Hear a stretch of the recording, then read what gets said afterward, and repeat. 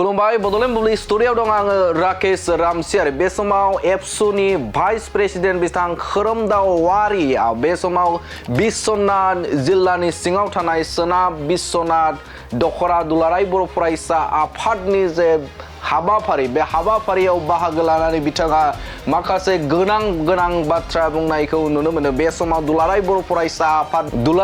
फरायसा आफादा बिटिआर गोजोन गोरोबथानि मोनफ्रोमबो दफाफोरखौ मावफुंनायनि थाखाय भारत सरकार आरो आसाम सरकारखौ नारसिननाय हाबाफारिया सोलिबाय दङ।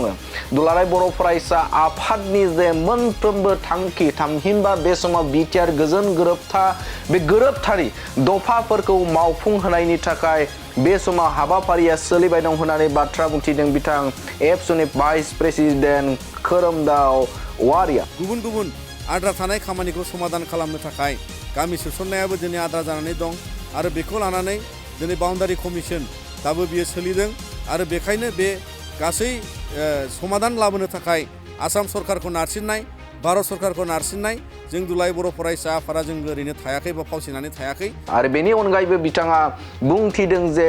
बिटिआर गोजोन गोरोबथानि गुबुन मोनसे दफा बायदि जे सानजा फारसे जे सिमा बारायनाय बे सिमा बारायनायनि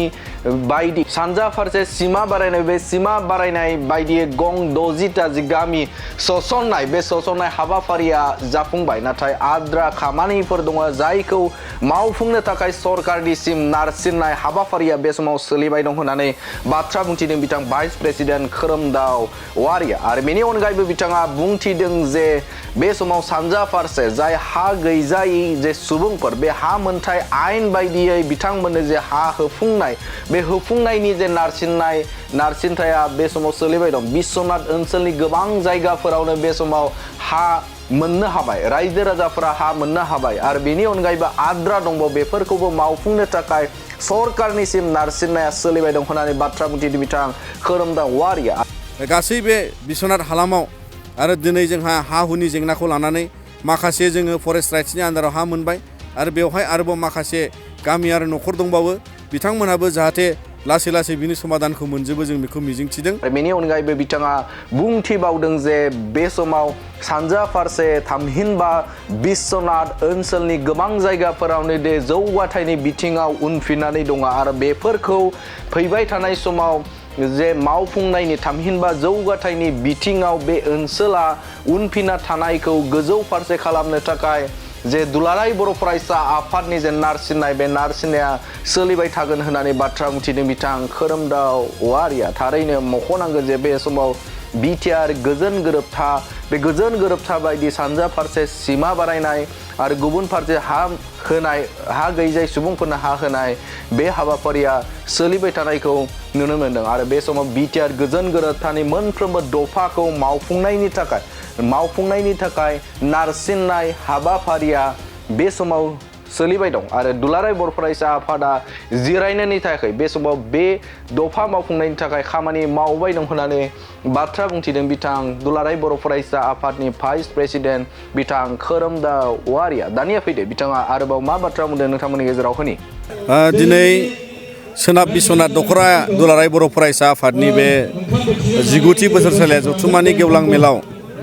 जोङो बेयाव बाहागो लानानै गोजोननाय मोन्दों आरो नोंथांमोननि गेजेरजों जोङो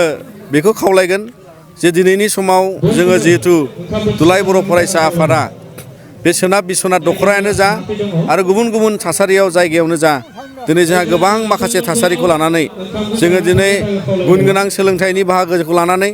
आरो बड'फानि मुङै गोजोरथायारि सोलायनाय मावथांखि बेफोरखौ जोङो गोसो मोदोम होनानै बर' हारिनि थाखाय मावलांनो जाय दिनै दखरानि दैदेनगिरि बिथांमोना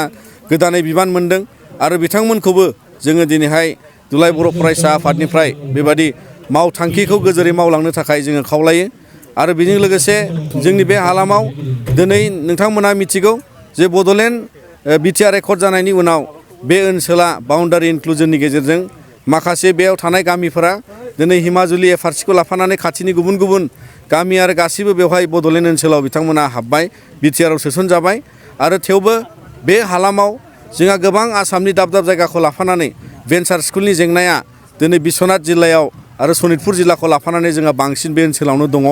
आरो बेखायनो बे जेंनाखौ उदां खालामनो थाखाय बिटिआर एकर्डनि 6.3 नि दारै जे खामानिखौ दिनै दुलाराय बर' फरायसा आफाद आरो बर' थुनलाइ आफादा आसाम सरकार आरो बिटिआर सरकारखौ लाफानानै जोङो बिथांमोनखौ थाबैनो मावफुंनांगौनि थाखाय नारसिनबाय थादों आरो दिनै गुबुन गुबुन आद्रा थानाय खामानिखौ समाधान खालामनो थाखाय गामि सोसननायाबो दिनै आद्रा जानानै दं आरो बेखौ लानानै दिनै बाउन्डारि कमिसन दाबो बियो सोलिदों आरो बेखायनो बे गासै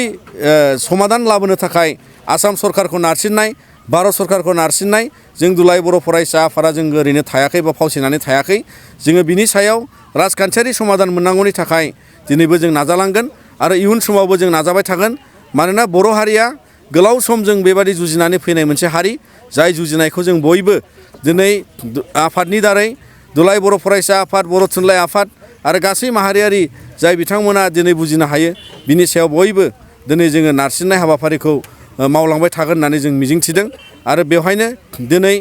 गासै बे बिश्वनाथ हालामाव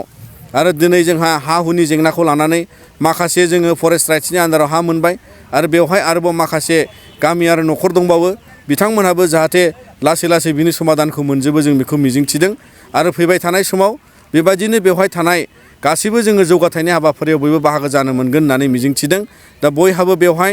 आबाद मावनाय आरो आबादनि बोथोर जाहाथे बयबो बे हालामजों लोगोसे दिनै आबाद बोखांनाय बोथोराव बयबो मोजाङैनो आबाद बोखांनो हाथों आरो दिनै बेबादि गासै थासारिखौ लानानै फरायसाफ्रा गुन गोनां सोलोंथाइनि मावथांखियाव आगान होनांगौनि थाखाय जोङो मिरुआरि मोनसे सायख' आनजाद जों बोसोरफ्रोमबो खुंबोदों देग्लाय जों 9थि मिरुआरि सायख' आनजाद खुंदों बेवहाय जोङो खावलायनो लुबैदों नोंथांमोननि गेजेरजों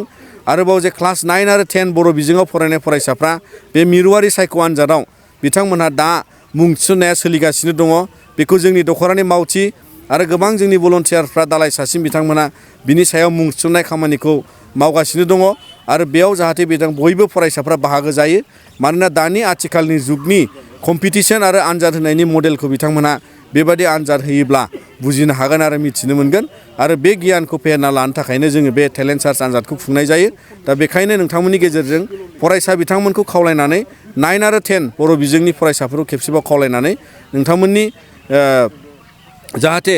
बेबादि मोनसे कम्पिटिसनखौ बिथांमोनहा मिथिनानै दिनैहाय बाहागो जालांनो हायो बेखौनो जों दुलाराय बर' फरायसा आफादा जोङो दिनै नोंथांमोननि गेजेराव खावलायनानै दोनथ'बाय